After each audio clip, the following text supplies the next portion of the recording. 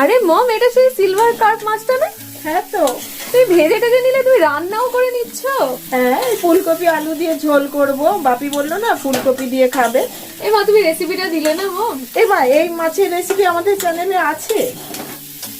তাও একটু ব্রিফে বলে দাও দেখি। এটা তো ভেজে নিয়েছো মনে হচ্ছে। হ্যাঁ, এটা লবণ হলুদ আর সর্ষের তেল মাখিয়ে ভেজে রেখেছি। কড়াইয়ে গোটা গরম মশলা আর একটুখানি জিরে দিয়ে ফুলকপি আর আলুটা ভাপিয়ে রেখেছিলাম। এটা লবণ আর হলুদ দিয়ে ভেজে নিয়েছি, ভাজা হয়ে গেছে। এবারে আমি মশলাটা দেব। আদা, জিরে, ধনে, টমেটো আর শুকনো লঙ্কার পেস্ট। এটা ওর মধ্যে দিচ্ছ? এটাই যে দিয়ে দিচ্ছি।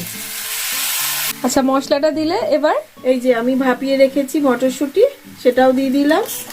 দিয়ে এবার মশলাটাকে একটুখানি কষিয়ে নেবো। এর মধ্যে পেঁয়াজ রসুন যাবে না, জিরে আদা বাটা টমেটো বাটা এগুলো দিয়েই হবে। খুব ভালো হয় খেতে। মম, জল দিয়ে দিয়েছো কখন তুমি? ঝোল দিয়ে ফোটানো হয়ে গেল। ঘি, গরম মশলা, একটু চিনি দিয়ে দিয়েছি।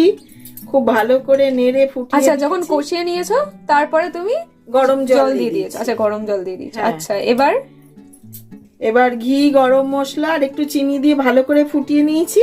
এইবার মাছ দিয়ে দিচ্ছি। এই যে মাছগুলো ভেজে রাখলাম যে তখন, সেই মাছগুলো দিয়ে দিই। কেমন গন্ধ বার হচ্ছে বল? হ্যাঁ, গন্ধটা একটা সুন্দর বের হচ্ছে। ফুলকপি দিয়ে খুব ভালো লাগে মাছের ঝোল খেতে।